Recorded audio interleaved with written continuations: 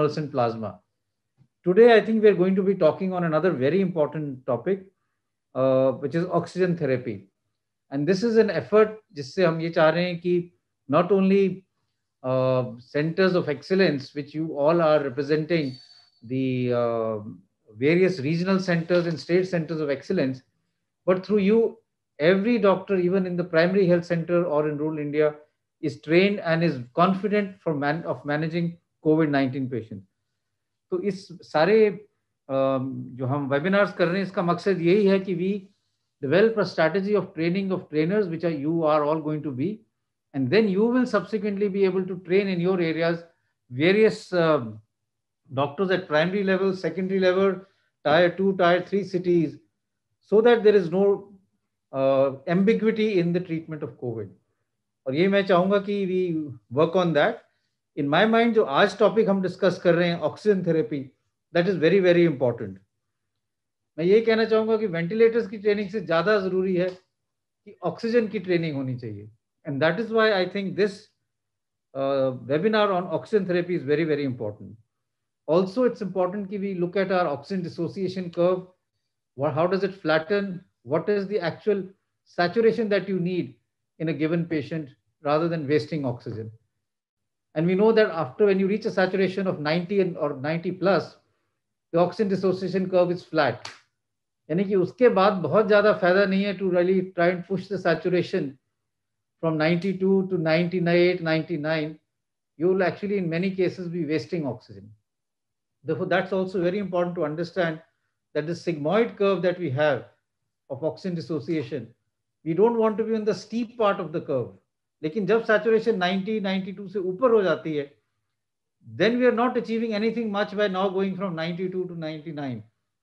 And we may actually be able to provide oxygen to others and be able to save more rather than pushing for an oxygen saturation of 98, 99.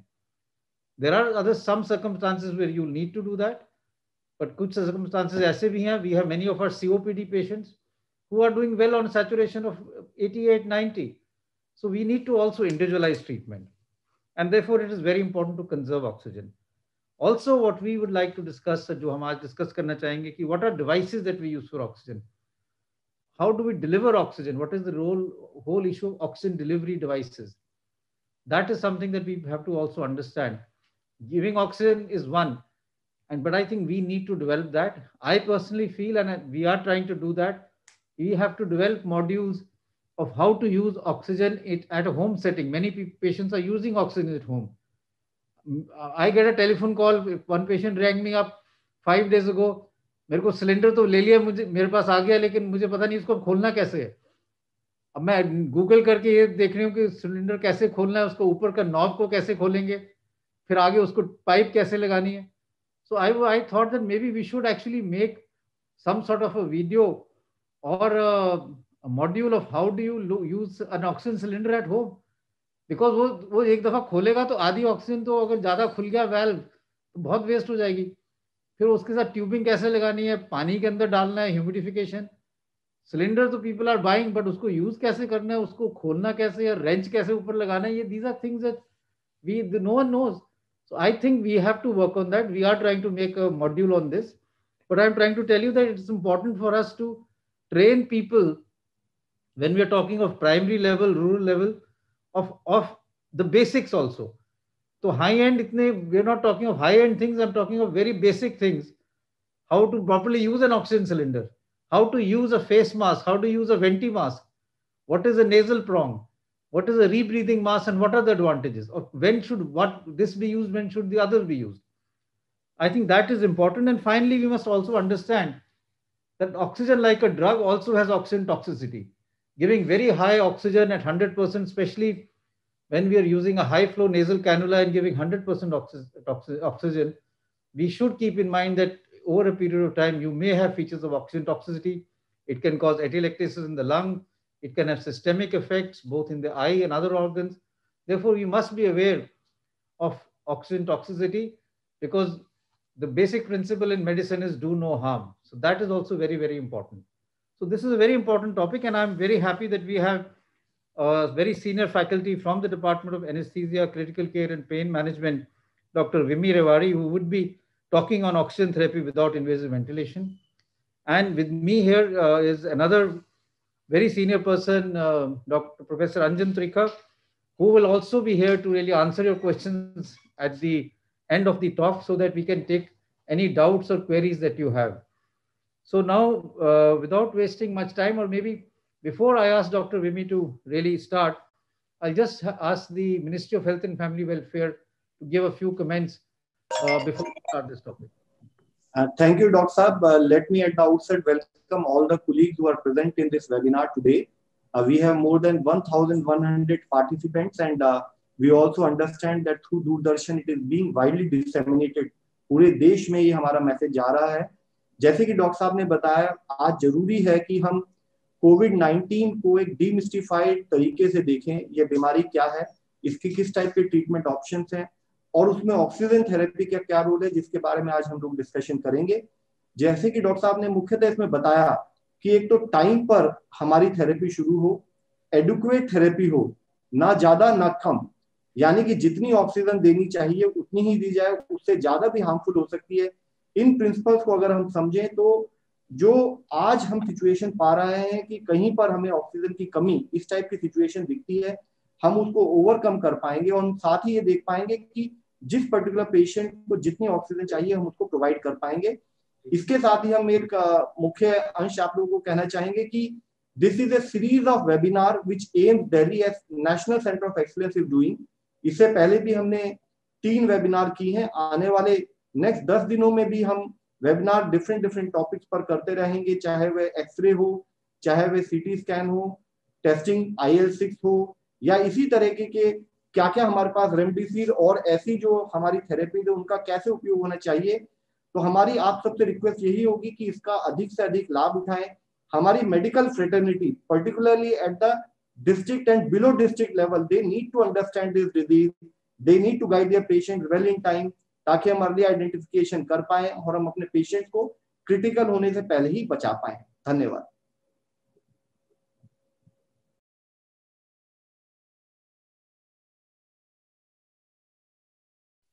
Thank you very much. And again, I'll also like to introduce the panelists along with Dr. Anjan Trika. We have Dr. Neeraj Nishchal, who was there in the last few webinars also. He'll also be there to answer your questions. And Dr. Rajiv will be the moderator as far as the questions are concerned. So now, without wasting much time, I'll ask Dr. Vimi to start the presentation of oxygen therapy without invasive ventilation. Thank you, sir.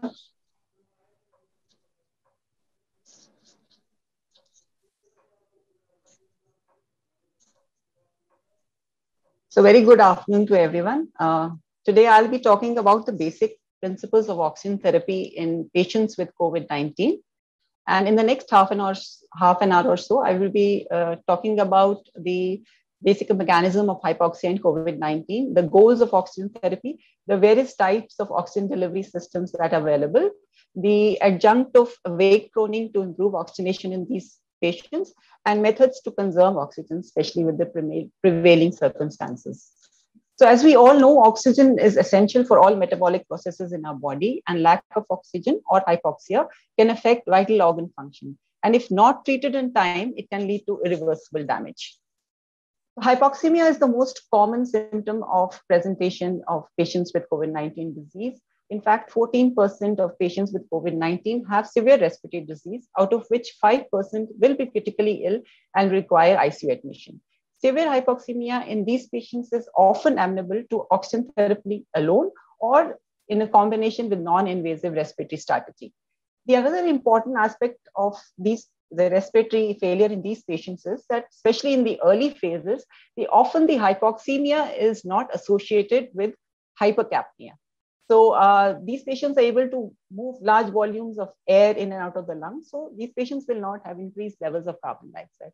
A very small subset of these patients will also not present with dyspnea. That means they will have low oxygen saturation, but will not have the subjective feeling of dyspnea, which is given the term happy hypoxemia.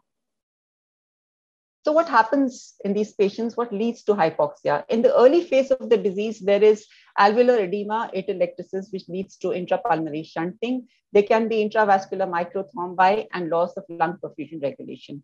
As the disease progresses or if the treatment is not instituted in time, it can lead to the progressive disease to acute respiratory distress syndrome, where there is increased consolidation, atelectasis, increase in dead space, VQ mismatch. There is reduced lung compliance. In the early part of the disease, the lung compliance of the pulmonary mechanics is maintained, but in the later part of the disease, the lung compliance is reduced and there is carbon dioxide retention, anxiety, fatigue. So in the early part of the disease, these patients' hypoxemia is often amenable to, like I said before, oxygen therapy or non-invasive ventilation strategies. But once the patient develops ARDS or severe disease, then often these patients will need invasive mechanical ventilation. The common symptoms of presentation of hypoxemia here are dyspnea, tachypnea, a feeling of tightness in the chest, and the degree of hypoxia can often be measured by looking at the peripheral oxygen saturation using a pulse oximeter. So pulse oximeter is a device which is readily available. It is very easy and quick to use and is not very expensive as well. The gold standard of measuring hypoxia obviously remains the partial pressure of oxygen in the arterial blood, which can be measured using an ABG analyzer. And the other advantage of looking at the PaO2 is to measure the PF ratio, which helps us to categorize the severity of ARDS. If one does not have an ABG analyzer or does not have the facility to measure the PaO2, then one can also look at the SF ratio, which is the ratio of the saturation versus the FiO2, which is very useful. It is non-invasive in nature, and various studies have shown that the SF ratio correlates very well with the PF ratio. Besides these, one also has to look at the signs of increased work of breathing, which means that when the patient is using accessory muscles respiration, that is, there is flaring of ala nasi, there is use of sternocleidomastoid, there is intercostal muscle retraction or tracheal tug. So one has to look out for all these signs, which means that the disease is worsening, besides the degree of oxygen saturation, of course. So what are the goals of oxygen therapy? The primary goal of oxygen therapy in these patients is to maintain adequate tissue oxygenation. And once you administer oxygen, there is increase in the alveolar levels, which leads to increased blood levels of oxygen, and therefore corrects the acute hypoxemia, brings up the oxygen saturation, and thereby leads to alleviation of the symptoms which are associated with hypoxemia, such as feeling of dyspnea, tachypnea, and improvement in the mental function. In addition, it also helps in decreasing the cardiopulmonary workload. The reduction in sympathetic stimulation leads to decreased load on the left side of the heart. The abolishment of the hypoxic pulmonary vasoconstriction because of the hypoxia leads to decreased load on the right side of the heart.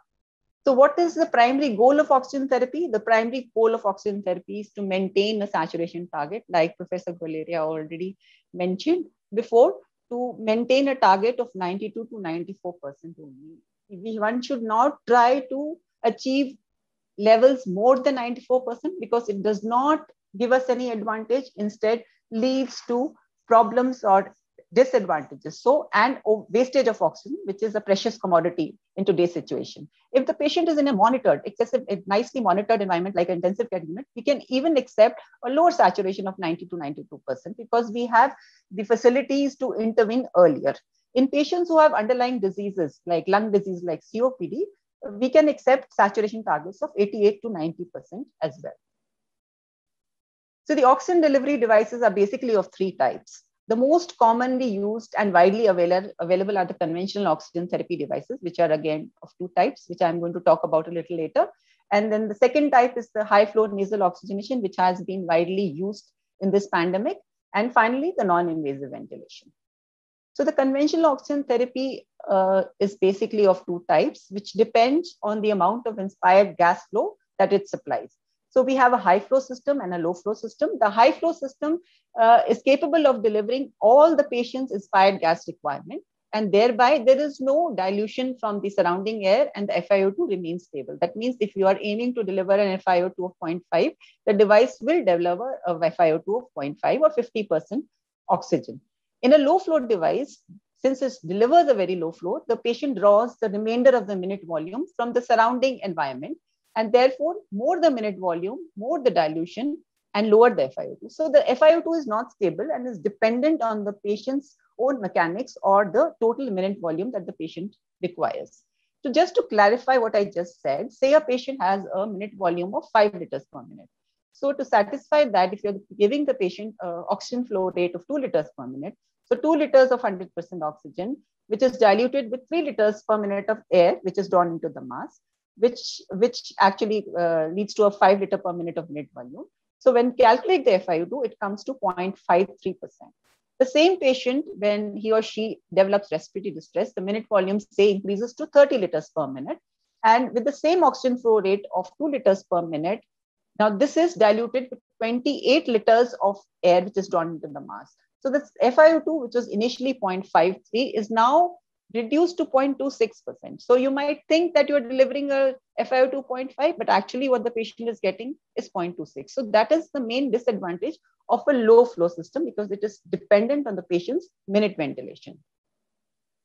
So coming to the first interface, which is the most commonly used in a low flow system, which is a nasal cannula, and it is capable of delivering an FiO2 ranging from 0.24 to 0.44% or 24 to 44% with a flow rate of 1 to 6 liters per minute. So the main advantage of this device is that it is very easy to use. Anybody can use it. It is disposable. It is very low cost. And importantly, it is very well tolerated by the patient, and the patient can eat, drink, cough while the device is in place. So it is comfortable.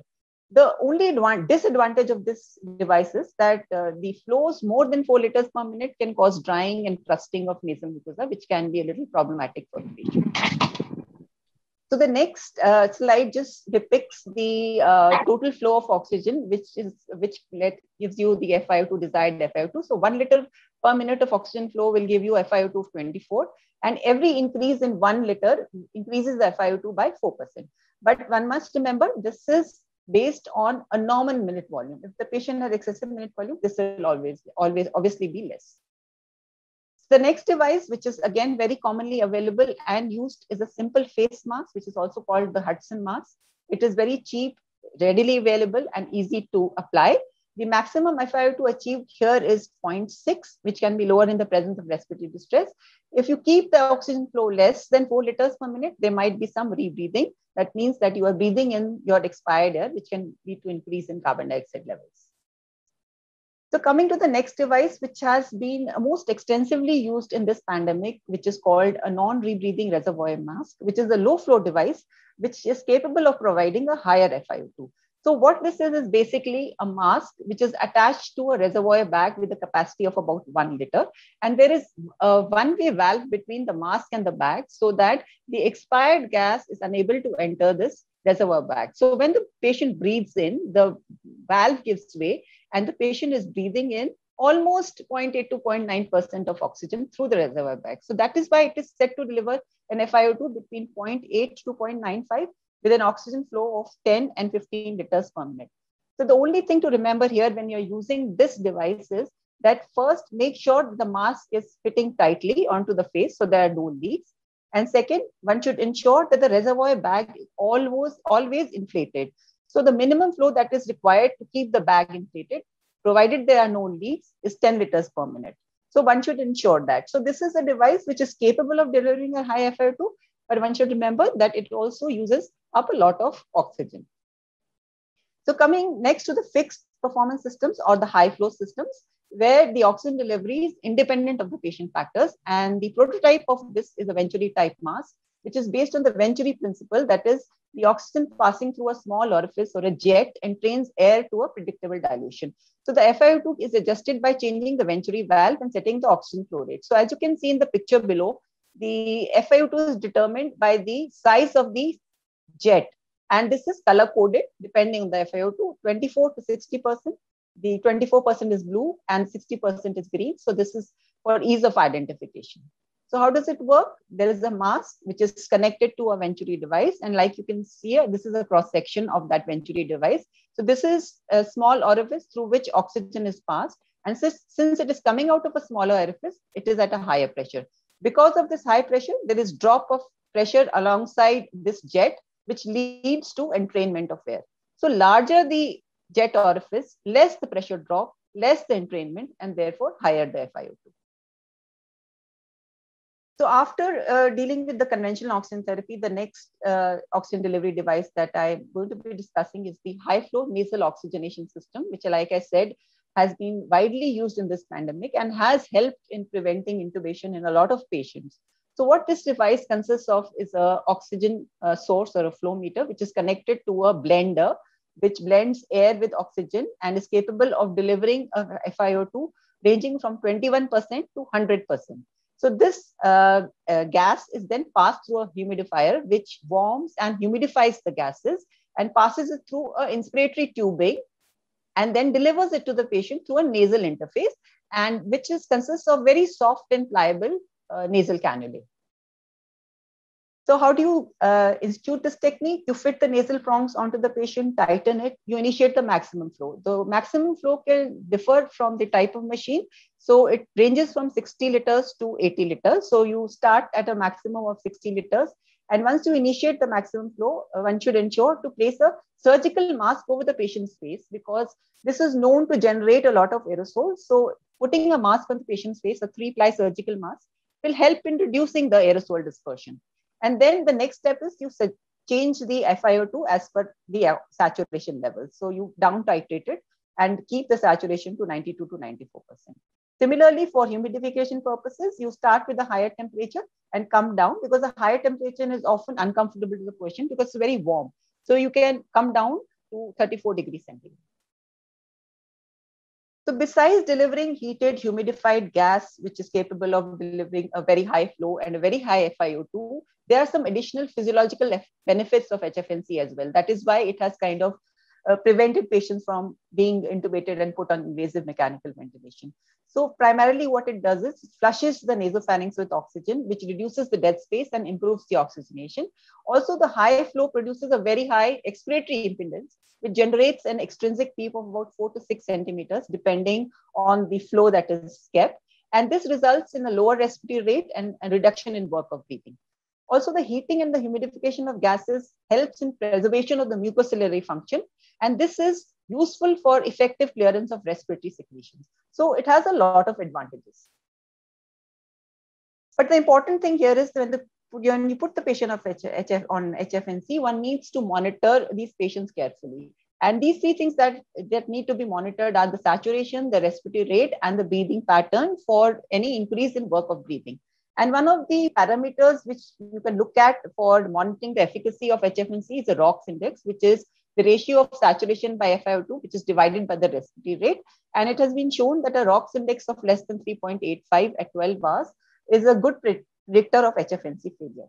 So like I said before, the only hazard of instituting HFNC is that if you do not monitor these patients properly, they can be delay in recognizing complications, delay in instituting mechanical ventilations if you're not looking at the saturation, the respiratory rate, the ABG parameters, and these patients can often land up in respiratory problems if they are not properly monitored. Otherwise, all in all, it has a lot of advantages. So next we come to the non-invasive ventilation, which is actually generation of positive pressure in the airways using a standalone machine or using wall CPAP machines. And this is which is delivered through various interfaces. I'll be talking about the interfaces a little later. And this is primarily of 2 types without going into the technical details. One is CPAP and the other is BiPAP. CPAP is a continuous positive airway pressure throughout the respiratory cycle. It remains the same throughout the respiratory cycle, both inspiration as well as expiration. Whereas in BiPAP, which stands for a bi-level positive airway pressure, consists of different pressures during inspiration and expiration. There are varying levels of positive pressure. So EPAP is the expiratory positive airway pressure. And what it does is basically similar to PEEP. It keeps the alveoli inflated. So which increases it kind of inflates the atelectic alveoli, increases the lung volume and the FRC, which helps in improved alveolar gas exchange and thereby the oxygenation. Then IPAP is the inspiratory positive airway pressure. In other words, some people also know it as pressure support. It kind of augments the inspiratory effort and helps in improving the tidal volume, which leads to improved clearance of carbon dioxide. And this is why it is especially important in patients who have underlying hypercapnia or patients who have COPD. It also helps in reduction of work of breathing because it supports the inspiratory effort. So the first interface, which is the most commonly used interface for instituting NIV, is the full face mask. The main advantage of this interface is that it is, if properly fitting, it has very few air leaks. Very little cooperation is required from the patient and can be adjusted for comfort. The main disadvantage is that it can be sometimes very claustrophobic, and it can, because of the pressure, can cause facial skin damage. And the other important disadvantage here is that the patient is not able to speak or cough or even eat and drink. And if one needs to eat and drink, one has to remove that mask. So that is a disadvantage. So for that, you also have the possibility of a nasal mask where the patient can easily eat, drink, cough effectively. There is no danger of vomiting and the patient aspirating. But the main disadvantage here of a nasal mask is that as soon as the patient opens the mouth, there is a leak of there is air leak, and the advantage of the positive pressure is lost. So that is why it is not really used in these settings. It's just one of the options, but not really useful in COVID-19 situation. It can also cause possible nasal skin damage. Excuse me. So next we come to the interface, which is again become very popular during this pandemic, primarily for the reason that it is associated with the most minimum aerosol dispersion. It doesn't have air leaks, and therefore there is no aerosol dispersion, and the risk of transmission of infection to healthcare workers is the least. So this is the picture here shows the device, the interface, and it is called a helmet because it looks like a helmet. And the tolerance is much better because the patient doesn't feel very claustrophobic in this because there's no pressure on the face per se. And therefore, there is no nasal or facial skin damage. The main disadvantage here is that sometimes because of the airflow, increased airflow, it can be very noisy. The patient can find that a little disturbing. And if the patient is on pressure support ventilation on a ventilator, there might be asymptomy sometimes, but that is not a major problem. And the other thing is, like you see here, the helmet is supported by these straps in the axillae, which can cause some discomfort. So whenever you're trying to use NIV, if you have the option of using any interface, then helmet mask is the interface of choice for the reason that I mentioned before, least aerosol dispersion. But whatever interface is available, easily available, should be used. If available, ICU ventilator should be used for these, for instituting NIV, primarily for the reason because you can put a viral filter and the chances of environmental contamination is very less. And as far as possible, always use a viral filter on the expiratory limb. One should initiate with a higher CPAP of about 10 centimeters of water and a PSV of 15 centimeters of water and titrate it to a respiratory rate of less than 20 per minute. Similarly, you start with an FiO2 of 1, but quickly down titrate it to target a saturation of 92 to 94%. The monitoring remains the same as in HFNC, and one should try and do EBG if it is available.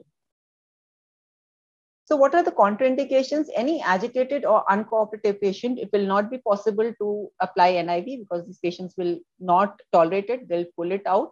So that is not possible. If the patient has altered sensorium and is unable to protect airway, then again, it is contraindicated. Any patient who has excessive vomiting or hemodynamic instability, or patients who have copious respiratory secretions are unable to clear it, then NIV is not the therapy of choice in these patients. The most common adverse effect of NIV is non-acceptance or the feeling of claustrophobia, especially a patient who is otherwise dyspneic and you clamp a mask over the face. Obviously, the claustrophobia is intense. But after the patient's oxygen levels start improving, they become more tolerant. So initially, this is a major problem, but once the patient starts improving, the tolerance becomes better. Then if in the course of disease, if the sensorium is altered, there might be a certain risk of aspiration. So that should always be kept in the mind. Then one of the common side effects which is seen in patients, especially patients with COVID-19, is generation of excessive tidal volumes. Like I said, in the early part of the disease, the compliance is very good. The elastance is low. So they are capable of generating excessive tidal volumes. So this can lead to overdistension of alveoli and lung injury per se. So this is termed as self-induced lung injury. So this one should be very careful on when you're setting the IPAP not to set at excessive values, because already these patients are generating excessive tidal volumes, and most often they will just require CPAP to correct their hypoxemia. Also, patients who have a low PF ratio, less than 150, an NIV is not really advisable. And studies have shown that in ARDS patients, that if NIV is instituted in patients with PF ratios less than 150, there is increased mortality. So then the main concern of oxygen therapy devices, like we all know, is the risk of aerosol generation. So all the oxygen therapy devices have some amount of aerosol generation, ranging from the maximum exhaled air dispersion distance being from 25 centimeters to 290 centimeters, depending on the type of device and also whether the patient is coughing and the total airflow that is being delivered. So it is very variable. But the point that I want to make here is that despite this, one should remember that all these figures that you are seeing here have been generated in a lab, in an artificial model, which have not been actually kind of confirmed in a real world scenario. So it may or may not be true. Even if it is true, studies now over the past 1.5 years, various studies have shown that if the healthcare workers are properly attired in full PPE, the chances of infection of the healthcare workers, despite any form of oxygen therapy device, is extremely low. So one should not be very, anxious about the infection, although there is always a risk, but the chances are extremely low if you are properly attired. So to sum up the oxygen therapy in these patients, a short algorithm.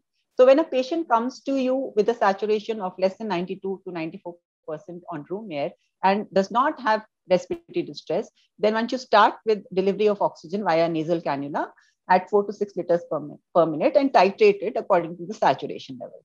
If the patient continues to be hypoxemic or a low saturation despite this oxygen, then one can go on to a non-rebreathing mask at 10 liters per minute or 15 liters per minute, depending on the oxygen saturation. If the patient has mild to moderate respiratory distress or has a saturation less than 90% on NRBM or a PF ratio of less than 300 but more than 150, then one should think in terms of instituting non-invasive strategies. Excuse me. So HFNC is the preferred modality, especially if the patient does not have associated hypercapnia. If the patient has associated hypercapnia or has underlying diseases like COPD, then NIV becomes the treatment of choice. If the patient presents to you with severe respiratory distress with a PF ratio less than 150 or a SF ratio of less than 196, and despite the initial management, and even if you try giving them oxygen through NRBM and the patient continues to have this severe respiratory distress, that means increased work of breathing, eventually they are going to get tired out and the oxygen saturation is going to fall. So one does not want to wait in this group of patients and one should institute invasive mechanical ventilation. So a little about the high oxygen demand, especially pertaining to the situation in our country presently. So whenever you have a large load of patients who are requiring high oxygen requirement, there can be pressure drops in the oxygen supply system. One should also remember that if there is a sudden increase in the oxygen requirement, there can be icing of the vacuum insulated evaporators or the liquid oxygen tanks, and the oxygen supply can drop because of that as well. So one should ensure from the engineering teams that that is not the reason, but excessive obviously use will lead to pressure drops. So in these situations, one should remember not to initiate HFNO as the first treatment of choice, and it should be limited and should be actually prescribed by a consultant or a faculty where in patients where intubation can be harmful. So a limited use, because it takes up a lot of oxygen. So if you're giving an FiO2, say 80% through HFNC, it can take up flows as high as 40 to 50 liters per minute. So that is huge. So that can be used to treat a lot of other patients as well. So one should not initiate HFNO without actual indication. Then I would advise everybody to use the oxygen analyzer if it's available with CPAP and NIV machines, because it helps you to actually titrate the FiO2. Then another important thing which we often skip, which often skips our mind, is staggering of interventions that can lead to sudden surges in oxygen demand. For example, use of nebulizers. So whenever you use a nebulizer, you use a high flow of oxygen. Or the patient is on CPAP or NIV and wants to eat, and you shift because the patient is not able to maintain saturation. You shift him or her to or HFNO. So when you're shifting to an HFNO, there is sudden surge in increase in oxygen requirement. So these should be staggered, and not all patients should be given these interventions at the same time. So if really required, these should be done so that there are no sudden pressure drops in the oxygen supply system. So besides this, how can one help in oxygen conservation? First and foremost, like Professor Guleria already emphasized, that one should avoid hyperoxemia. That means one should not target more than 94%. If you're giving oxygen flow at 6 liters per minute and to target saturation of 96%, then it is wasted. You reduce the flow via nasal cannula to 4 liters per minute so that the saturation stays around 92 to 94%. Because increasing the saturation, like Dr. Guleria already mentioned, above 94% actually provides no advantage. In fact, various studies in ARDS have shown that hyperoxemia actually is more detrimental to organ function because it helps in releasing these free radicals, which can be injurious to the cells, and also because of the absorption atelectasis in the lung, which can lead to problems in itself. So one should avoid hyperoxemia. One should always down titrate the oxygen flow to the minimum. One should ensure that all oxygen flow has been turned off. Say the patient wants to eat or drink and has removed the mask for some time, quickly turn off the oxygen because you're wasting the oxygen during that time. So one should turn off oxygen flow, even remove oxygen flow meters from the wall outlets, because sometimes when you keep the oxygen flow meters in the wall outlet, there might be some leak around the flow meters as well. But there should be some person who should be assessing and managing leaks from oxygen therapy devices at all times. Then another thing that often goes unnoticed is that when you are turning the oxygen flow meters up to the maximum, so the flow meter shows 15 liters per minute maximum. But if you keep turning it, although the indicator cannot go more than 15 liters per minute, the actual flow is actually increasing. So if you keep on turning the knob, the flow is increasing, but you think that is just 15 liters per minute. It is actually increasing, and a lot of flow is wasted like that. So one should ensure that you do not turn it to the maximum. So like I said before, another adjunct to improving oxygenation is prone positioning, and it can lead to a reduction in your oxygen requirement. So prone positioning, like we all know, has been known, is an accepted modality for treating hypoxemia in patients with severe ARDS. It is also known to decrease mortality in these patients, in intubated patients. And the physiology behind this is that it homogenizes lung aeration, especially the posterior part, increases the pulmonary compliance and improves gas exchange, and thereby improves oxygenation. A wake prone positioning is a low risk procedure. It is very easily implemented. It can improve oxygenation early in the disease. However, one must know that there is actually no prospective data which shows that clear benefits of awake proning. I mean, we don't have randomized control trials. We have seen that patients improve their oxygen saturation level once they're turned prone, but we do not have randomized control trial to actually say that, yes, they are useful in terms of morbidity or mortality.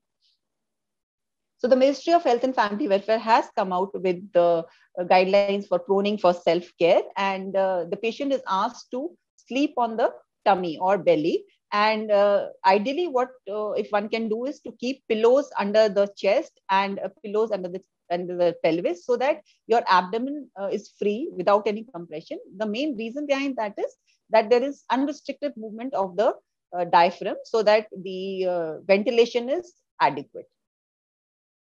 And this is a kind of a routine which one can follow, so that, because it's very difficult for patient to lie in a prone position for a very long time, especially when one is dyspneic. So one can start with 30 minutes to 2 hours of lying on your belly. Then you can turn to your right side. Then you can sit up for a while, then go on to the left side, then again go back to lying on your belly. So if the patient tolerates it well, it would be ideal to maintain the prone position to say about 16 hours in a day. But if not, how much ever is tolerated by the patient should be advised. So to conclude, oxygen therapy is the mainstay of treatment in patients with COVID-19 because it helps in reducing work of breathing. And like Professor Guleria said in the beginning, the most important thing here is that alleviates the need for ventilators. So oxygen therapy is more important than ventilators. Then the oxygen delivery methods can be decided depending on the availability and the need of the patient. HFNC is a very well-tolerated ventilatory assist device with multiple advantages, especially in patients with COVID-19. But like I said before, it should be instituted carefully, especially in low-resource settings where oxygen availability is a problem. All oxygen therapy devices have underlying risk of aerosol generation, but one should remember that oxygen therapy is indispensable, especially for patients with hypoxia, and they lead to a reduction of mortality. Thank you so much for your attention. Sharing stop. Thank you very much, Dr. Vimi, for a very excellent talk, I would say, which highlights the most important parts as far as oxygen therapy is concerned. And I would just like to sort of emphasize a few points before we take the questions I hand this over to Dr. Rajiv to get all the panelists on board. The first issue is, I think, what Dr. Vimi very importantly said, it's important to understand what is high flow and what is low flow oxygen. It's not related to the flow rate. It's not that if you have a 10-liter oxygen, it's a high flow oxygen. The high flow oxygen system is one which meets the entire inspiratory demand of the patient. So even a Venturi mask is a high flow system, although we may be giving it at a lower flow rate as compared to what is a low flow system. Also, although we are looking at this, there's another thing that was done. We used to do this almost 20 years ago when we didn't have oxygen concentrators and we used only oxygen cylinders, was what we called oxygen conserving devices. Now remember, when you use oxygen through a cylinder, almost 50% of the oxygen is wasted because you need oxygen only during inspiration. You don't need oxygen during expiration. So while you're expiring and you're breathing out, the cylinder is still working. To some extent, the non-rebreathing mask works, that it doesn't allow oxygen to be wasted. But we had oxygen conserving devices which are known as Pendelufts or Mustache, which were basically devices which had the cannula coming, and then you had a reservoir bag and then a simple valve. So when you used to breathe in, the valve would open and oxygen would come in. When you were breathing out, the valve would close. And while you were expiring, oxygen would get collected in the bag for the next inspiration. So that way you could double the life of your oxygen cylinders. At that point in time, many of these devices were purchased by the Indian Army because they could use this in remote areas where oxygen cylinders were being used, and they could double the life of oxygen cylinders. So I think that is something that we need to keep in mind. I know that there is a company in Gujarat which is now again looking at making oxygen conserving devices so as to be able to really increase the life of oxygen cylinders. But in those places where you're using oxygen cylinders, you could use oxygen conserving devices, and that could also be helpful. One thing that has already been mentioned is that if you have decrease in your oxygen supply, please use non-invasive ventilation rather than HFNO. HFNO uses a lot of oxygen, and therefore it's better to use NIV more and more rather than HFNO. That will really conserve and save your oxygen. You also have to look at innovative devices. Just today morning, one of the faculty from our emergency told me that he's trying to see whether he can give oxygen to the patient through the nasal cannula rather than through the ventilator. And the ventilator is just giving room air so that then you can give lesser amount of oxygen because the ventilator is sucking in a lot of oxygen. So you can actually try and look at various things. There's the issue of the Bain circuit also, which can be looked at. As has already been said, that I would also suggest that all institutions that are using oxygen do an oxygen audit. See how your oxygen is being used, how is it being misused in various wards. It may be worthwhile to develop an oxygen audit team, which could be a nurse in charge or one of your residents or even one of the undergraduate students who can just go around to see that oxygen is not wasted, that the knobs are all closed, that in each ward, in each area, there is no misuse of oxygen, or it's not, because sometimes, patient goes for an investigation. The cannula is just kept on the bed and you don't close it, and the oxygen gets being wasted there for half an hour while the patient comes back from a chest X-ray or a CT scan. So it's important for people to be aware that whenever it's not being used, the knob needs to be closed. And of course, what Dr. Vimi has already said, that giving too much of oxygen, hyperoxemia, can also be harmful. The data from various studies in ARDS patients actually showed that in ARDS, if you maintained a saturation of around 90-94, patient's outcome was better than maintaining a saturation of 98, 99. And I think that is something that we need to keep in mind. So don't really give a high saturation and feel happy. You may be causing more harm to your patient. So these are the initial points that I wanted to make. And now I'll hand it over to Rajiv to really go through the questions. In case anyone in the audience has a question that he wants to ask on his own, please raise your hand and we'll try and sort of find you and you can ask the question directly then. So over to Dr. Rajiv. Thank you, sir. Since we are also live on Doordarshan at this moment, including DD News, we have been requested to address some of the queries which would be common to the general public as well, rather than only that which is important to the panelists. So let me just begin, sir. ये भी हमको कहा गया है कि कई देखने वाले केवल हिंदी में समझ पाएंगे, तो कुछ हम इम्पोर्टेंट चीजें 4 बजे से पहले हिंदी में भी कवर करना चाहेंगे। सबसे जरूरी एक कॉमन सवाल जो 2-3 लोगों ने चैट पे डाला है वो ये है role of oxygen concentrators. Oxygen concentrators को लेकर के पिछले कुछ दिनों में बहुत मारामारी भी हुई है, कई चीजों की कॉस्ट 3 गुना या 2 गुना कर दी गई है। So sir, what is the recommendation on the use of oxygen concentrators at home? So maybe you या डॉक्टर अंजन त्रिखा आप में से कोई को एड्रेस करना चाहें। जो है वो एक हम जो कहते हैं एक लो फ्लो ऑक्सीजन सिस्टम है। पहले चीज समझना है कि ऑक्सीजन कॉन्सेंट्रेटर काम कैसे करता है। ऑक्सीजन कॉन्सेंट्रेटर हवा से ऑक्सीजन बनाता है। It basically sucks air from sucks air into the machine.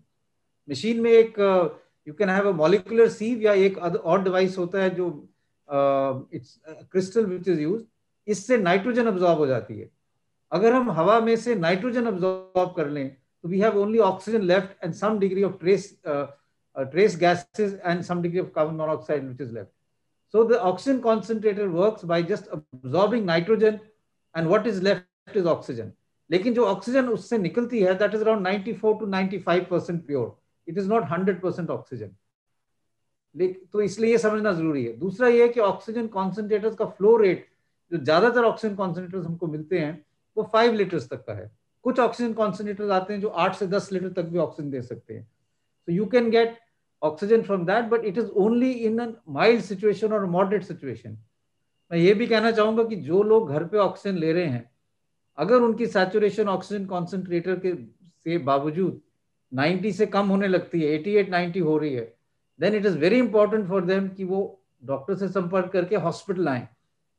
There are patients that will keep on waiting till the saturation reaches 80 or 81, 82. That is not a good situation. Oxygen concentrator के बाद अगर आप उसको 2-3 litre पे आपकी saturation 96 हो गई है तो you can still wait, although it's a dangerous situation. Ideally it is only for early mild disease जब सैचुरेशन 94 से कम हो रही है। Don't rely too much on an oxygen concentrator. Thank you, sir. The other very common question that I see a number of people is about buying cylinders at home. So what is the recommendation of this panel? Should we as a group of 4 or 5 people or a bunch of a family, should we be looking to buy cylinders and keeping them at home? Is that recommended or is it not recommended? है कि cylinder पहले तो ये समझना चाहिए हमें कि 2 तरह की ऑक्सीजन बाजार में मिलती है। एक इंडस्ट्रियल ऑक्सीजन होती है, एक मेडिकल ग्रेड ऑक्सीजन होती है। आज के दिन हम बिकॉज ऑफ पेंडेमिक हम इंडस्ट्रियल ऑक्सीजन भी बहुत जगह इस्तेमाल की जा रही है, उसमें ज़्यादा फर्क नहीं होता एक्सेप्ट ह्यूमिडिफिकेशन और बैक्टीरिया के होने का चांस हो सकता है। हम ये एडवाइस करते हैं कि घरों में ऑक्सीजन सिलेंडर नहीं रखना चाहिए ऐसे इंडिविजुअली, बिकॉज वो एक एक्सप्लोजिव डिवाइस है, उसको उसका देखभाल करना चाहिए। और अनलेस कोई डॉक्टर या नर्स आपके पास हो या ऐसे सोसाइटीज हाउसिंग सोसाइटीज ने कर रखा है कि एक नीचे का कमरा हाउसिंग सोसाइटीज ने बना रखा है जहाँ पे ऑक्सीजन का बड़ा सिलेंडर है, उसके ऊपर प्रेशर रिड्यूसिंग वाल्व है और उसके आगे एक फ्लो मीटर है, उसके बिना ये सिलेंडर रखना बिल्कुल बेकार है। और जैसे डॉक्टर गुलेरिया ने पहले बताया कि सिलेंडर तो ले आए बट उसको करना क्या है वह मालूम नहीं है। ये हमेशा ध्यान रखना चाहिए कि उसके आसपास अगर कोई सिगरेट या अगरबत्ती या धूप जलाई जाए तो उससे वो बिल्कुल एक्सप्लोजन हो सकता है। सो इन प्रिंसिपल 4 लोगों को मिलकर जिनको इसके बारे में ज्ञान नहीं है, हम नहीं प्रमोट करेंगे कि वो घर में ऑक्सीजन सिलेंडर रखें। ऑक्सीजन कंसंट्रेटर एक ऑल्टरनेटिव है जो इस्तेमाल किया जाता है। ऑक्सीजन कंसंट्रेटर के बारे में एक चीज़ मैं और बताना चाहूँगा कि अगर आप आज के दिन देखें पूरे व्हाट्सएप ऑक्सीजन कंसंट्रेटर के जो लिटरेचर होता है या उसमें क्या चीज़ होती है वो घूम रही है, उसमें वो फ्लो रेट लिखा होता है और एक मैक्सिमम परसेंटेज लिखी होती है। ऑक्सीजन कंसंट्रेटर के द्वारा जो ऑक्सीजन मिलती है हमें वो 93 से 95% तक की मिलती है। बट उसमें आपको ये देखना है कि जो 10 लीटर वाला है ऑक्सीजन कंसंट्रेटर, उसकी मैक्सिमम 10 लीटर पे क्या कंसंट्रेशन हो रही है। कई बार वो जो इंडस्ट्री वाले लोग हैं वो लिख देते हैं कि 95% है, बट वो सिर्फ 1 या 2 लीटर पे है। जब उसको आप 10 लीटर पे कर देंगे तो ये 85% हो जाएगी और इसलिए वो उसकी कीमत बढ़ा देते हैं। तो थोड़ा सा किसी जानकार आदमी से बात कर लें और तब जाके ऑक्सीजन कंसंट्रेटर खरीदें। और सिलेंडर के लिए तो नहीं, ऐसा नहीं करना चाहिए अनलेस कोई जानकार आदमी आपके साथ हो, कोई डॉक्टर हो या कोई नर्स हो जो उसको मैनेज करना चाहे।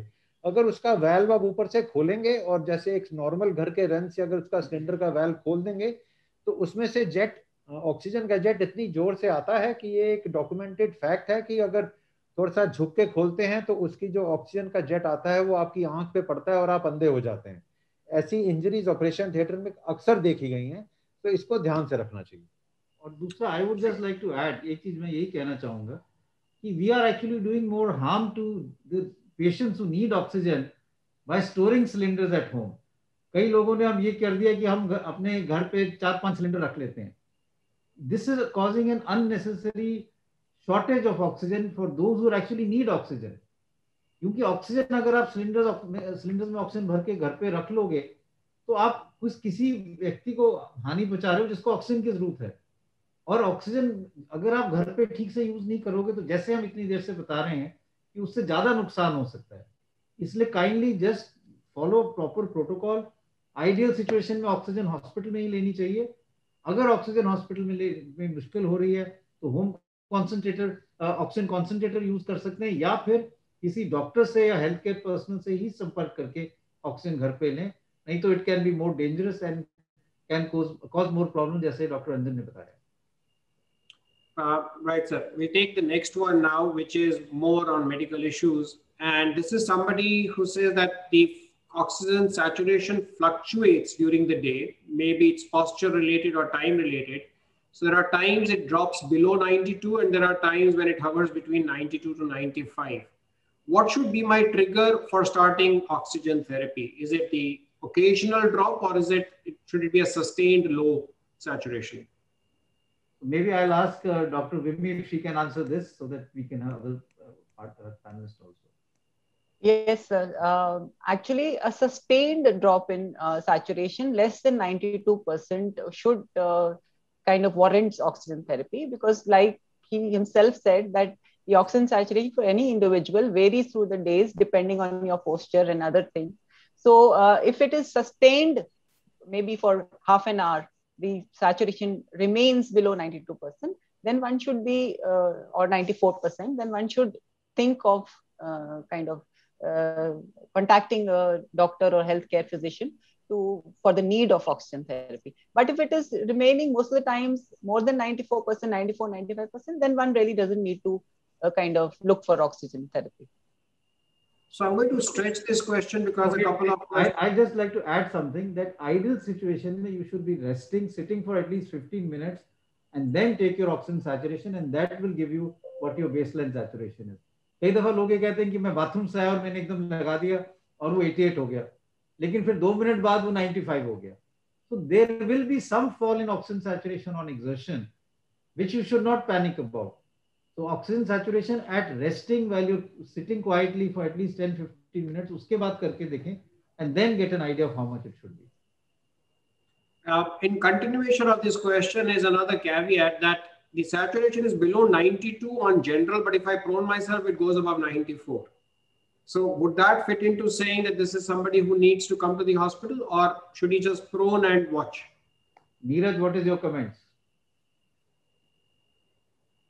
Sir, again, this could be a subtle sign of patient may expected to deteriorate with time. But if his saturation is increasing with proning, a close observation, and if it is not able to increase beyond 92 on proning persistently, then one can think of running to hospital and getting admitted there. But again, how you are taking saturation, as sir mentioned it earlier, that use of oxygen probe is something which needs to be done properly. Sometimes you panic, you start taking shallow breath because you see the reading is coming below 90. 90 के नीचे reading आ रहा, आप घबराकर और shallow breathing करने लगते हैं and things get precipitated. So always rest, saturation check कीजिए, proning, lateral जैसे भी comfortably आप लेट सकते हैं, and if it is persistently above 92, I don't think you should panic. जब लगातार 90 के नीचे है तो ही एक ऐसा पैनिक बटन दबाना चाहिए कि जिस पे एडमिशन के बाद हमें सोचने की जरूरत है. And another question which then stems off, Neeraj, from this point is, how do you measure the saturation to make sure it's accurate? Because there are tons of devices out in the market. And is there a particular technique or a way in which saturation should be measured? A particular posture or a particular technique or a particular device? So the सबसे important aspect जो इस पे है कि always use same oximeter. ऐसा नहीं होना चाहिए कि हर बार एक अलग-अलग oximeter use कर रहे हैं. Second thing, always check the battery of the oximeter, क्योंकि आप multiple times use करते हैं, बैटरी की क्वालिटी अगर अच्छी नहीं है तो सेंसिटिविटी उसकी कम हो सकती है. एंड अगेन ये जो टेंडेंसी की वॉक करने के बाद सैचुरेशन चेक करना, आई थिंक वो फॉल्स अलार्म क्रिएट करता है और लोग परेशान हो जाते हैं. तो always rest for at least 5 minutes, preferably up to 10 to 15 minutes, either in sitting position or lying position, and the hand should be at the heart level of the heart. Fingers should not be bent, wrist should not be bent. Basically जो भी reason से अगर आपका oxygen blood flow obstruct होगा तो sensitivity of this oxygen oximeter में be reduced. सो इन सब चीजों का ध्यान रखते हैं, स्पेशली फीमेल्स वो इंश्योर करें कि उनके नेल्स पे कोई नेल पॉलिश ना हो, and try to use the same finger all the time. तो इन सब चीजों का ध्यान रखते हुए हम सही से सैचुरेशन चेक कर सकते हैं और जो फॉल्स रीडिंग आती है उसको अवॉइड कर सकते हैं. Thank you, Neeraj. And since this is a panel, Rajiv, can I add? Please, yeah. Yeah, the other thing is that one should ensure that the probe is applied correctly. So if it is done upside down, it will not give a correct reading. So people can look at the red light that is emitting from inside the probe, and that red light should be on the base of the nail, on the nail bed. And it should not be like you don't keep pushing the finger inside so that the nail bed is way ahead of the light. So it will not give you a correct reading. Also, sometimes when your hands are very cold, there is vasoconstriction, the blood flow is not adequate, it might give you a false reading. So what you can do, what the patient can do is rub the hands nicely, the fingertips. So that will increase the blood flow on the nail tips and give you the accurate reading. And also ensure that the waveform that you're getting on the pulse oximeter is regular. So that will tell you that the reading is correct. Since we do have a large number of regional and state centers of excellence on this panel, maybe invite them if they would like to add comments on the use of the pulse oximeter. Yes, sir, from Jodhpur. Not on the pulse oximeter, but actually on oxygen concentrator. Just one thing I wanted to add, that most of the oxygen concentrators, they don't have a battery backup because it's a motor which is involved and it sucks lots of power.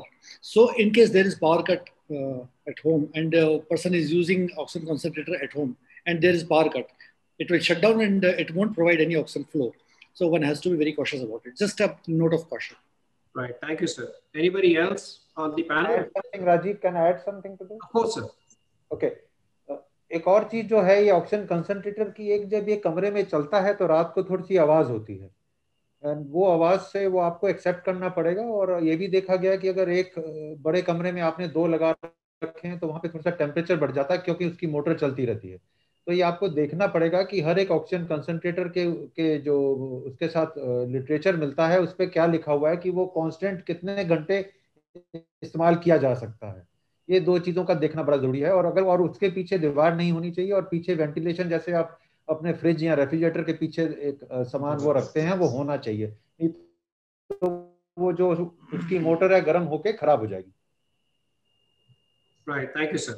Yes, sir. From One can look at the, other than just the oxygen saturation, look at the tachypnea as well, in the sense that the patient is getting a little bit distressed. So that will be one sign which can correlate along with the that is the oxygen saturation which is falling. So both the things can be correlated together. Patient would find it more easier to measure his own respiratory rate, or somebody can measure it for him. So you can add the 2 together.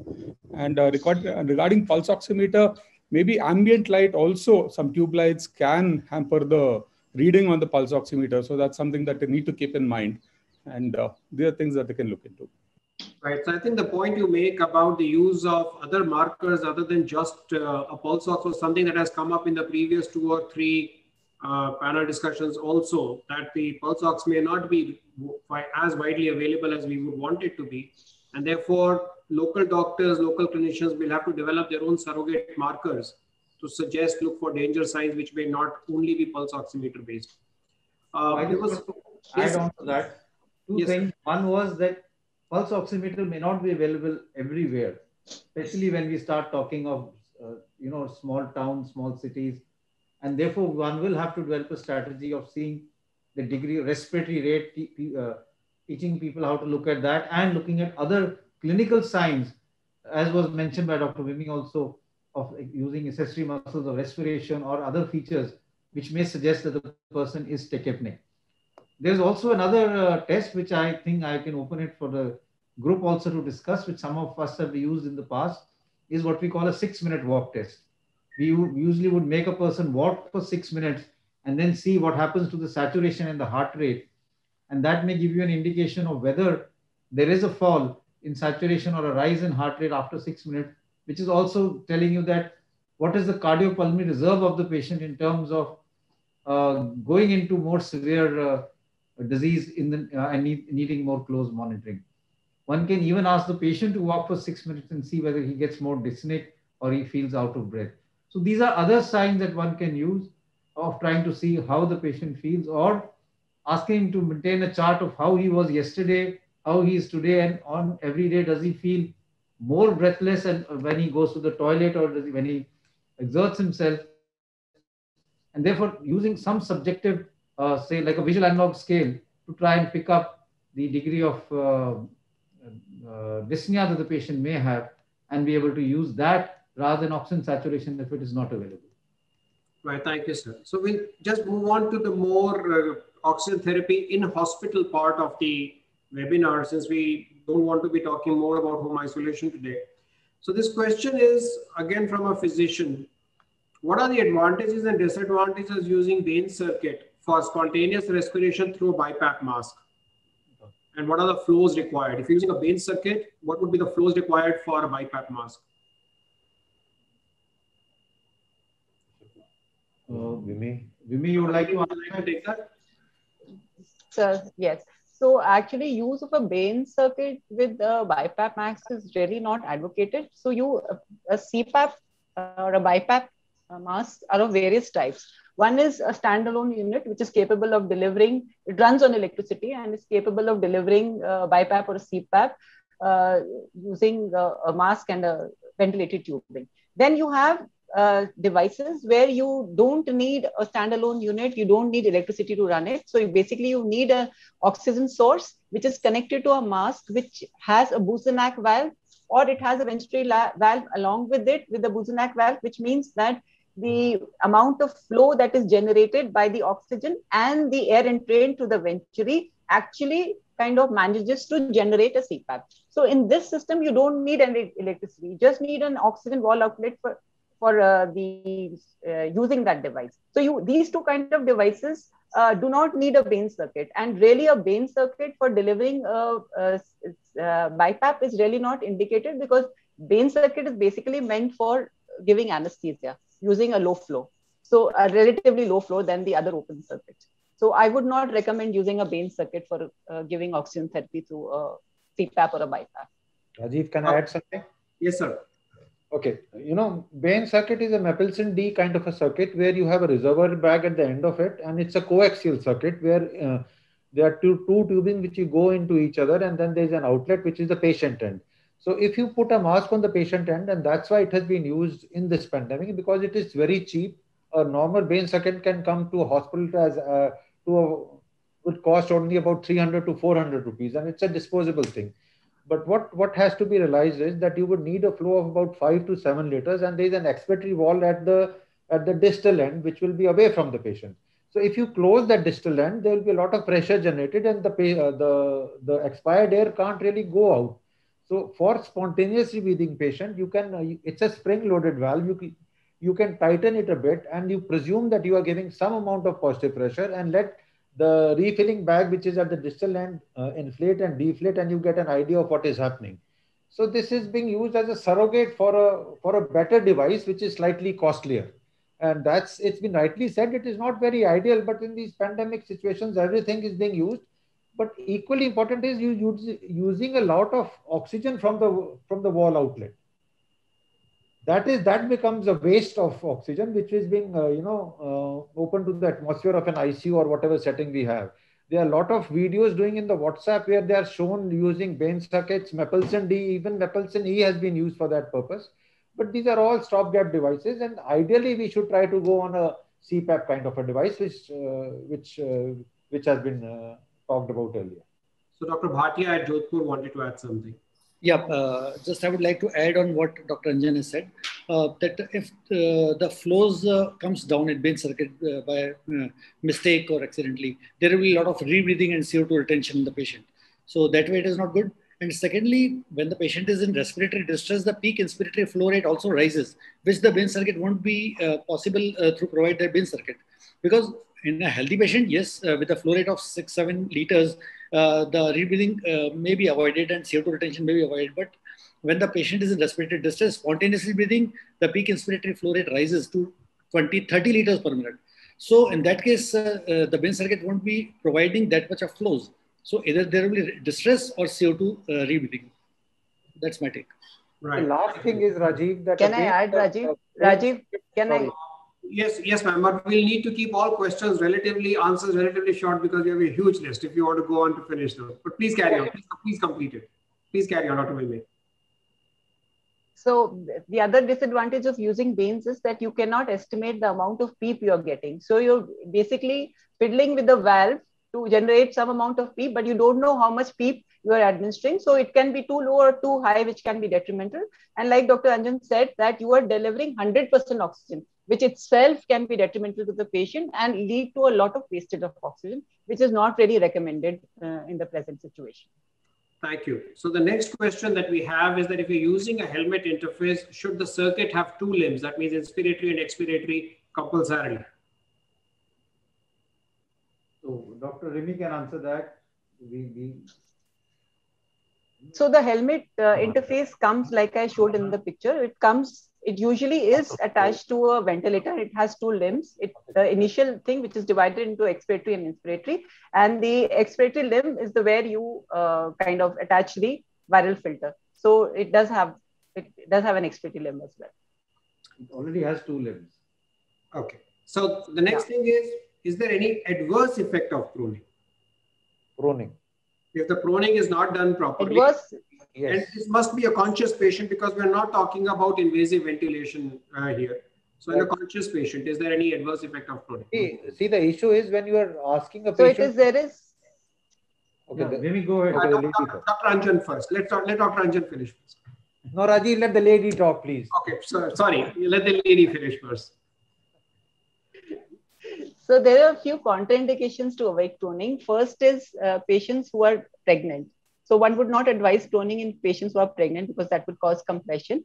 And excessively obese patient would also find it difficult because of the mass of the central obesity. It is sometimes difficult. The other thing is that if you lie in a particular position for a very long time, there can be some sores. But otherwise, other than that, in awake self-proning, there is actually really no problem or any complication that can occur because of proning itself. So, Dr. Anjan. Okay, right. What we have realized, Vimi, can I take it up? Okay. What I have realized over the past 14 months is that there would be some group of patients who will be very comfortable to sleep, to lie prone, and you can ask them that, do you sleep prone? There are quite a lot number of us who sleep prone and they are comfortable doing that. The problem comes when you have a patient who is a borderline patient saturating at about 90, but when he prones, he is 92, then somebody needs to keep a track of it. Third thing is a lot of Indians would have truncal obesity, men and even women for that matter, they are unable to lie prone. They are now advised, what we have been doing is that please lie on a right side up and a left side up and intermittently do it. And lastly, please don't do it after meals. Whatever meal they have taken, they should wait for a couple of hours and then try to lie prone. People have started realizing that if they lie prone, they can avoid going to a hospital. They they can increase their saturation, which is very good. But now they are overdoing it. They are eating and drinking lying prone, you can see a lot of straws, cokes and everything, which is all happening in prone. Khana bhi kya prone tarike se khaya ja raha hai, that is not really on. If you are able to do it for about 8, 10, 12 hours and doing everything else, it's okay. I'd just like to add that again, if you are not, especially in obese people, if you are not able to lie prone, even if you lie in your left lateral and right lateral position, it will also help in terms of the gas exchange and improving your saturation. So in obese people, sometimes it's just good enough to make them lie as much as they can on the left and right lateral rather than insisting they lie prone, because it causes a lot of discomfort. And obviously, you should not eat while you're in the prone position. It can lead to a lot of reflux, and chance of aspiration are also there. Right, sir. We'll take the next one now. So what are the criteria for switching from non-invasive to invasive ventilation? When do you give up the non-invasive and move to invasive? So we do have a present webinar tomorrow on invasive ventilation, but maybe we could just briefly give the endpoints for non-invasive ventilation here. So Anjan, you can start. Okay, fine. See, yeah. It's very much on that anybody who's dealing with patients who would be prone or who would be kept on a high flow nasal oxygenation device or a cannula or a NIV or a BiPAP is aware of the fact that when you have to change or switch over to an invasive ventilation, it's slightly better to do it earlier than later. That is the first thing. The other thing is, if you think that a patient is difficult to intubate, slightly do it when expert help is available than when expert help is not available at that level. You can err on the side of doing it slightly earlier. Third thing is that what has happened in the diseases, and I'll tell you what has happened to us. We were delaying a lot of intubations in the first phase. We were trying to have, we coined the term as permissive hypoxia, permissive hypercapnia was always there. But now we try to intubate them earlier because I think we can get the patients out better if we intubate earlier. If you think a patient is tiring, and normally what you see is they normally graduate from a simple mask to a high flow nasal cannula or a NIV, and then they tire out. You see they are totally, they are sweating, they're tiring it out. And high flow nasal cannulas and NIVs can only work for some time. The patients will surely tire out, and then they will surely try to retain carbon dioxide and have all the features of hypercarbia. So these are the clinical symptoms when you can decide that now, right, this patient is not going to make it, and we'll have to take away the work of breathing and intubate these patients. At the same time, if you have good enough features, or if you have an ABG, which is regularly, you can do it in your ICU, or you have an RTL9 in place, or even if you have an ETCO2 device where you can approximately come to know what is happening to the ETCO2 values, you can decide to intubate. But clinical parameters, what I've told, are very important when you are talking about deciding from non-invasive to invasive. And it should be done slightly earlier than in an ICU setting later, when everybody is donned with a PPE, and your expertise to intubate a slightly obese person or a difficult area becomes all the more difficult. See, we must realize that we are working with PPEs and our efficiency is decreasing. And whoever was able to do something within 5 minutes is taking about 10 minutes. So it's slightly earlier to go into a non-invasive once we've realized that this patient is not going to tolerate non-invasive for a longer time. So we must intubate him. Right, sir. So before I take the next question, if there's anybody on the panel who'd like to come in at any point of time, please just raise your hand and we'd be happy to bring you in, either to add a comment or ask a question. So anybody on the panel, please just raise your hand and we'd be happy to bring you in at any point of time. So the next question is, which chest physiotherapy would you generally recommend to people, again, who are not, while they're in the hospital on oxygen therapy? So what chest physiotherapy is recommended? Are there any exercises that they should be specifically doing? Dr. Neeraj, you want to answer that? Neeraj, you want to add that? Yeah, thanks. So normally we ask them to at least do deep breathing exercises intermittently. That is taking deep breaths through nose and exhaling through mouth. And they should be doing it for at least 30 seconds to 1 minute intermittently. That definitely helps. Apart from that, wherever feasible, if patient is stable enough to do incentive spirometry, we encourage that also. Apart from that, we have physiotherapists who come and do some chest exercise, including what we call thapki dena on the back, as well as we have this ultrasound machines also, which helps in physiotherapy. So depending on what is the oxygen requirement of the patient, whether it's low requirement or high requirement, we have to tailor the necessary physiotherapy. But yes, early initiation of physiotherapy in such patients definitely help. So I would just like to add, early initiation of physiotherapy would be useful. And as Neeraj said, breathing exercises, especially which are focused on the diaphragm, would be useful. Sometimes you would also ask the person to do exercises around the shoulder girdle. That is the upper limb exercises, because you also want to improve the rib cage movement. So shoulder girdle exercises in terms of upper limb exercises may also help. And along with that, incentive spirometer. But it's also good to encourage the patient to really breathe deeply and try and cough and clear his chest, so that many patients would say that if they do that, after some time the saturation actually tends to improve, because sometimes that helps in terms of opening up the airways. Right, sir. The next question Rajiv, can I add something? Rajiv, just one more thing. Another thing that I would advocate is active exhalation through pursed lips. So when you exhale through pursed lips, it's like kind of adding an expiratory resistance. So it gives a PEEP-like effect. So that I've seen helps a lot of patients, because it opens up the atelected portions of the lung. I would agree with that, especially in COPD patients. Pursed lip breathing would also help, because it creates a little bit of PEEP and therefore gas exchange improves. So that's something that you can teach patients to do. Right, sir. Now, the next thing we have is, what should be the flow rates if you're using an NRBM? What is the minimum flow rate at which you should be using an NRBM? What is the maximum you should give before you switch on to HFNC or something else? So Dr. Vimy, you had already touched upon this. Yes, sir.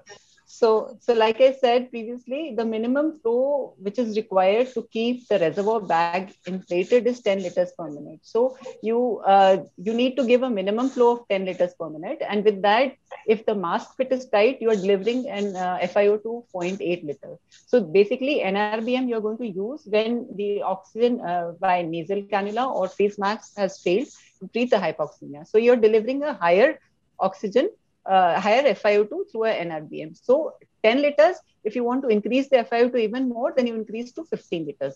Increasing the oxygen flow more than this is not really required, and it's not going to be beneficial. What was the second part of the question, Rajiv? So that was about basically what should be the minimum flow rate, and what should be the highest that you should go on an NRBM before you switch to an alternative mode of therapy. Yeah, so 10 and 15 liters. So you can't go more than 15 liters. It's not going to give you any additional advantage. Right. Now, the next question is the role of that 6-minute test in a patient who is maintaining a saturation above 92. Do they still need to do a 6-minute test if at rest they're at greater than a 92? Neeraj can answer that question. So again, I personally feel that this creates more confusion than actually helping the patient. So as long as your saturation is holding fine in your sedentary part, and you don't, anyway, we ask all these patients to rest for most of the time. We don't ask them to exert, because exertion in such situation may be dangerous for the patient. So if you are able to maintain your saturation in sitting position without exerting, then it's okay. And we don't advocate that you should go for 6-minute walk test every time and see whether you are desaturating or not, because most of the patient will desaturate on 6-minute walk test. And this is not going to give any extra information about his or her reserve or what will be the outcome. So if you're desaturating while sitting or with minimal effort, then that is something we have to be careful of. Okay. Now the next question, I think Dr. Vimy will need to take is, how do you identify the remaining amount of oxygen in a cylinder? What are the parameters which would tell you that your oxygen is about to run out?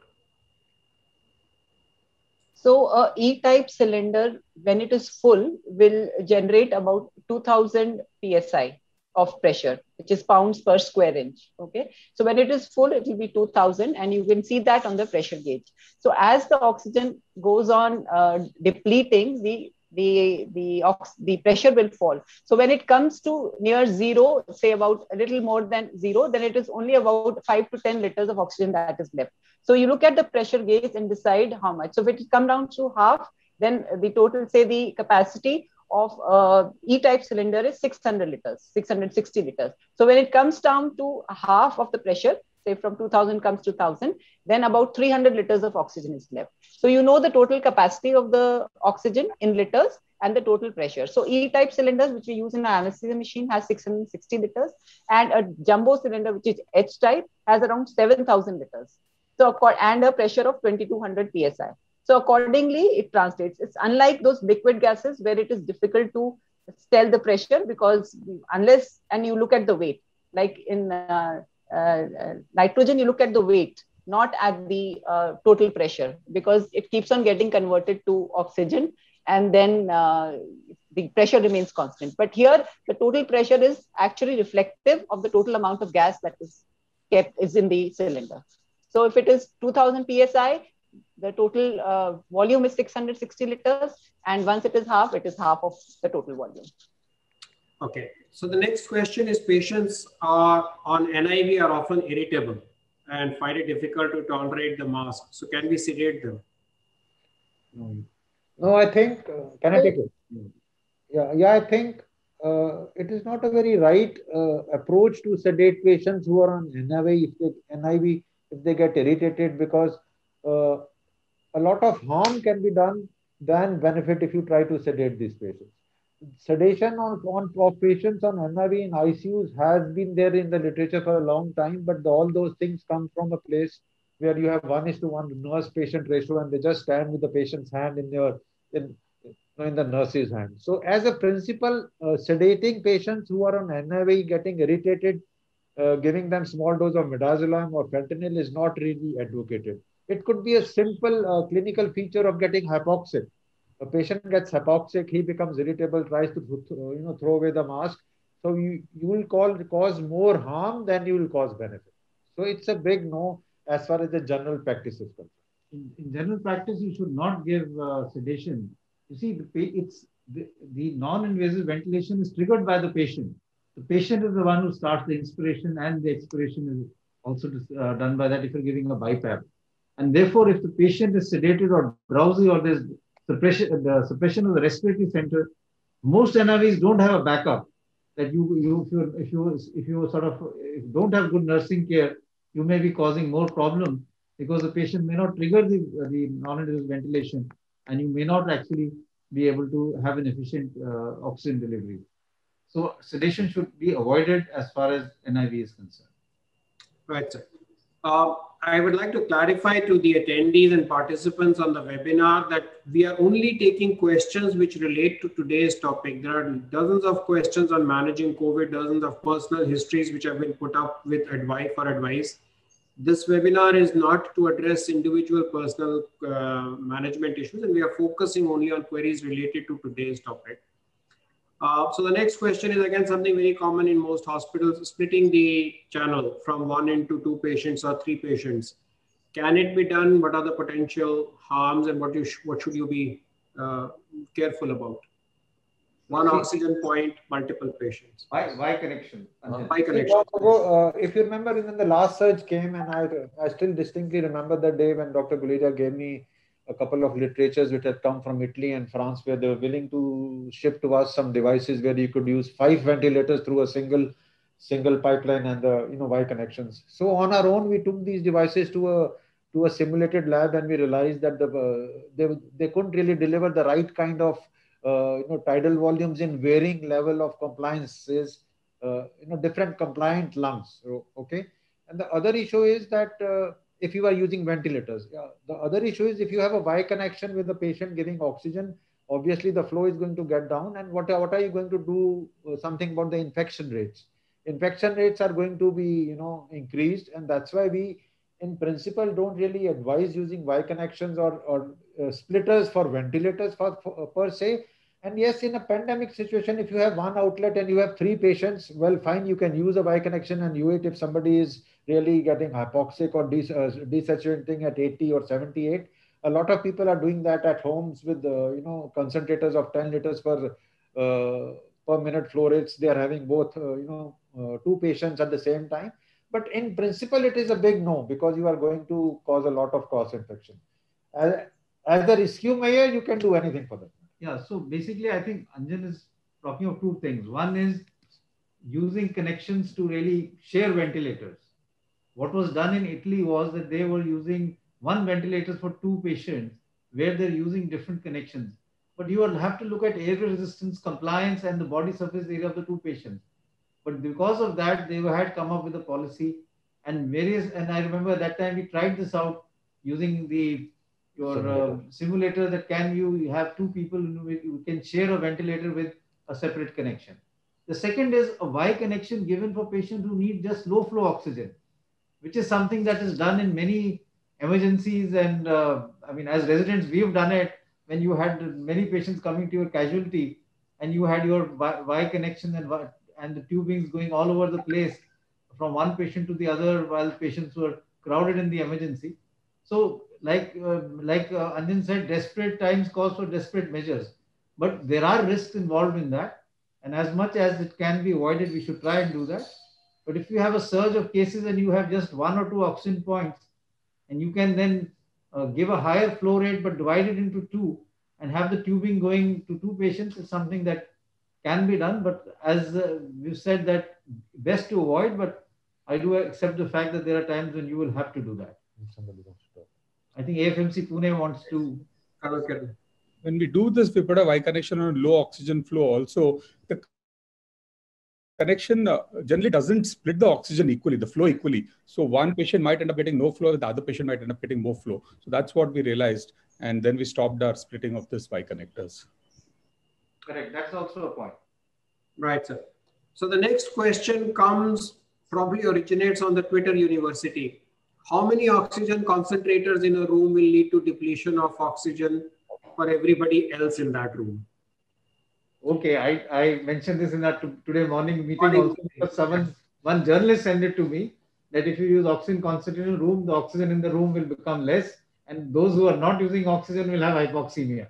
So maybe Vimi can address that question, because that was sent to me.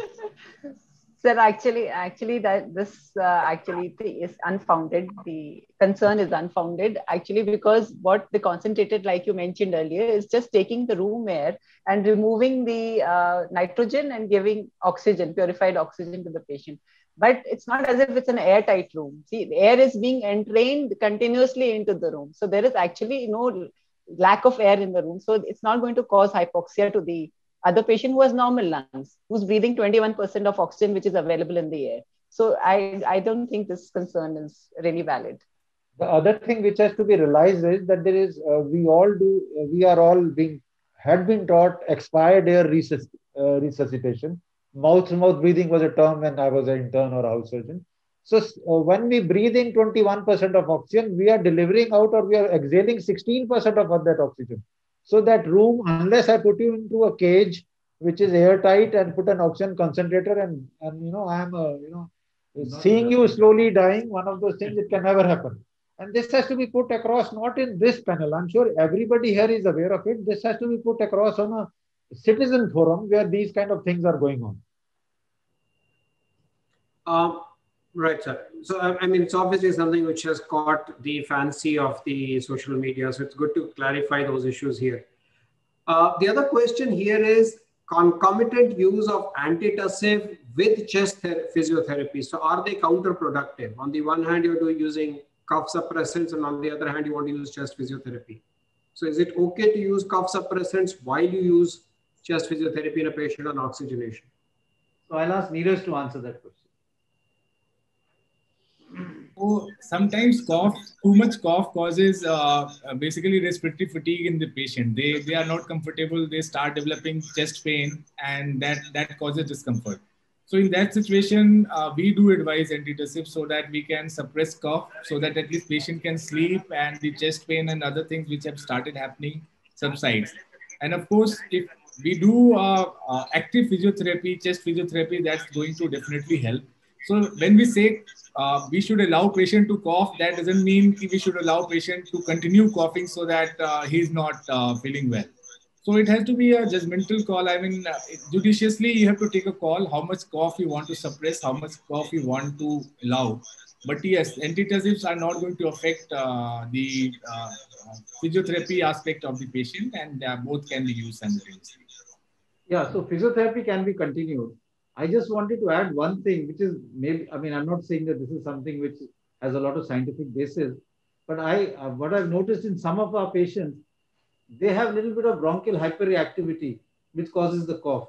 And if you ask them to take inhaled steroids, budesonide, which we otherwise give based on the trial which came out, which showed it was useful, their cough also tends to improve. So sometimes it's worthwhile, rather than giving an antitussive, just to ask them to try a budesonide inhaler, and that may decrease bronchial hyperreactivity, and they actually tend to improve. So this is just an observation that we've had in some patients. The next question, again continuing on physiotherapy, is if the person is using a spirometer, is there any advice on how frequently he should use it, for what duration he should use it? Should he be trying to inhale more or sustain more? Is there any specific advice on use of those inhaling spirometers? See, I think first thing is that incentive spirometer has become a household name, and it is being sold by bulk. And my personal experience is that 99% of the time people really don't know how to use it. There are two kind of things available, forgetting about the ones available for the kids. One is which has a number thing there, where you can know how much is your tidal volume, and the other is with 3 balls, which are 3 different colors.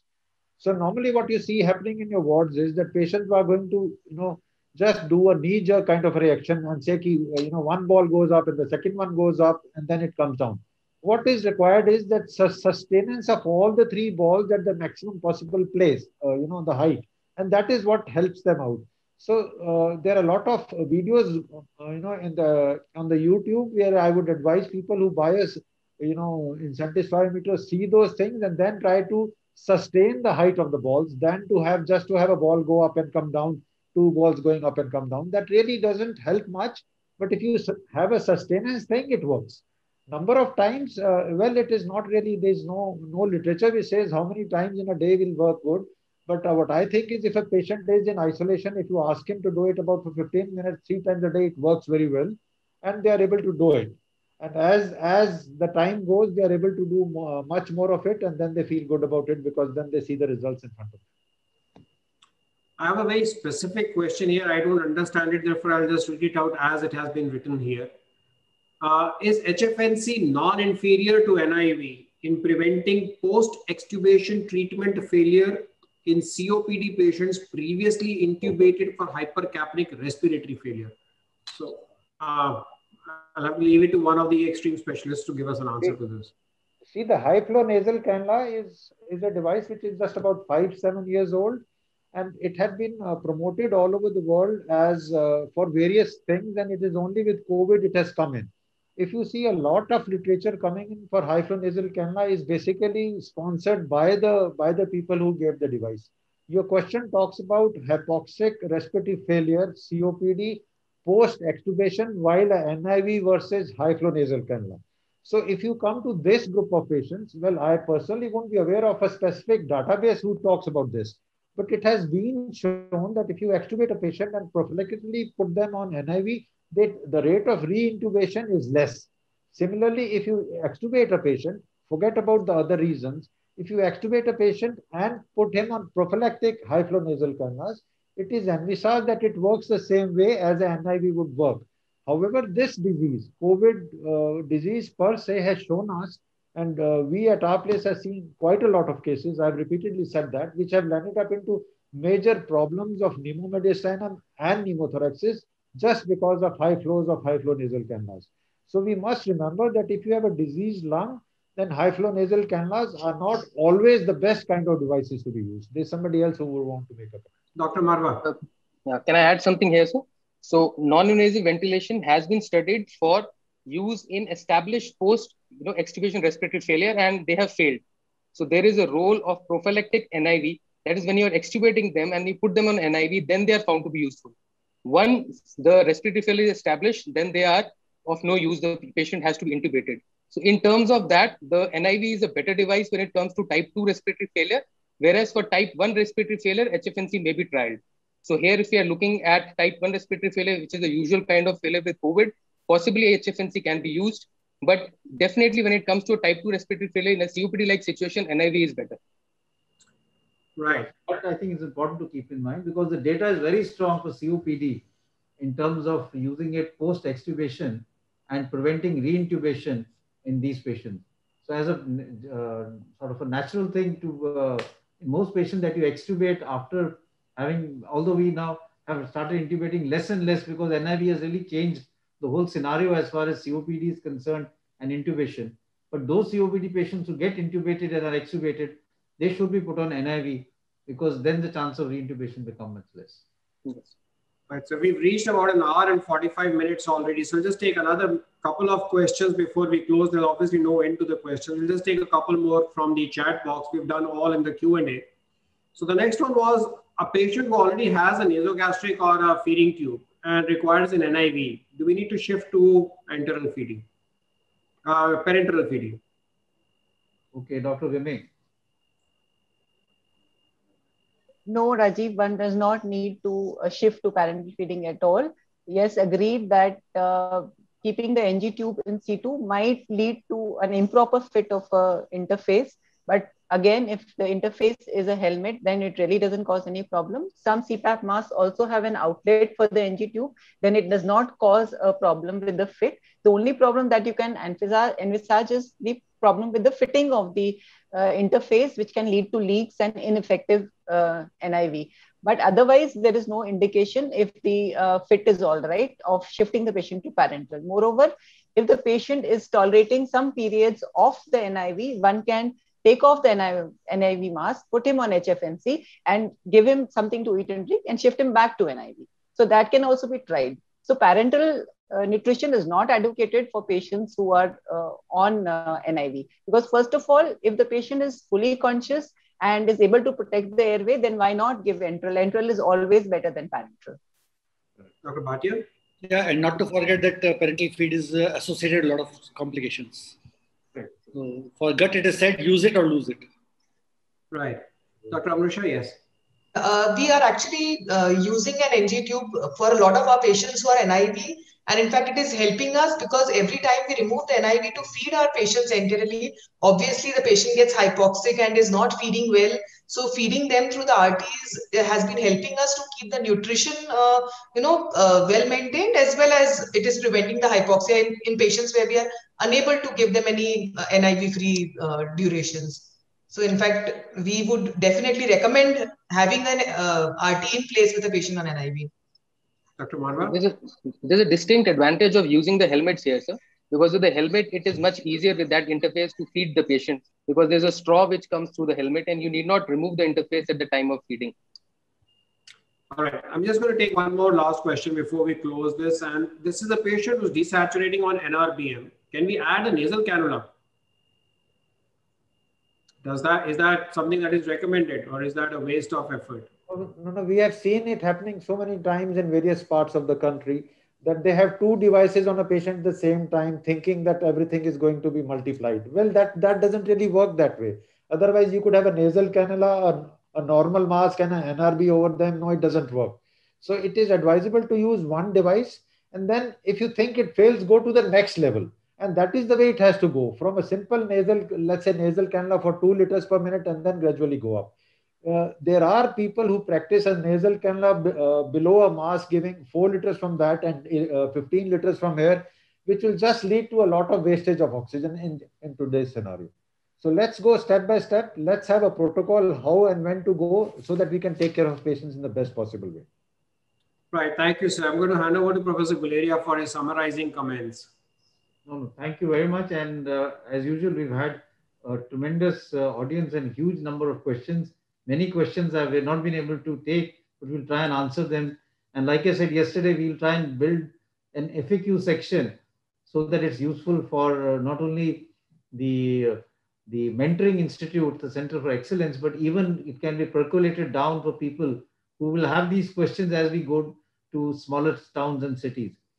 But I think we had a very good session in the beginning for 1 hour because the ministry wanted this topic to be also highlighted to the general public. It was also transmitted live by Doordarshan, and therefore we took some questions from that side and did have till 4 o'clock some degree of generic questions also.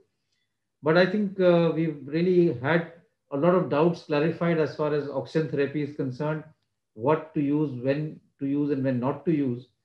And I'm grateful to Dr. Vimi Rewari, the professor who in anesthesia, pain and critical care, for an excellent talk. I'm grateful to my panelists, Dr. Anjan Trikha and Dr. Neeraj Nishchal, for being there to answer the questions. And of course, to all of the faculty who have joined in from various centers across the country, for interacting, for taking part and for being there, and for shouldering the responsibility of taking this further down to other areas, so that we will have a good sort of strategy and good evidence-based management protocols for management of COVID-19 in all areas of the country, even if it's the remotest part. So thank you very much. And tomorrow we will have again a talk which will be on ventilation and ICU management. So as you can see, we're going up as far as the treatment strategies are concerned. And then subsequently, we will have talks on therapies like remdesivir, anti-IL-6 therapy. And I was thinking of adding another topic, and that was the management of blood sugars in patients with COVID-19, because a large number of patients are on steroids, and this is causing a lot of problems in terms of sugar management, both at home, in the hospital, and when patients are discharged from the hospital. So we will also try and put in one extra talk on that. If you have any suggestion that you think some talk needs to be covered or some area needs to be covered, do send a mail so that we'll try and see if we can incorporate that also. We will in the end try and make one comprehensive module of all these topics, and then we can see how they can be sort of rolled out in regional areas. Any suggestions from your side will always be welcome. So thank you very much. And finally, I need to thank Dr. Rajiv Kumar for moderating the whole session and really being the coordinator for everything. Thank you very much.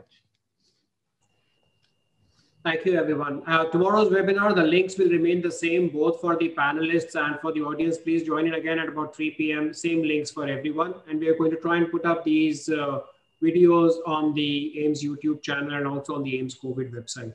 Thank you very much. Thank you.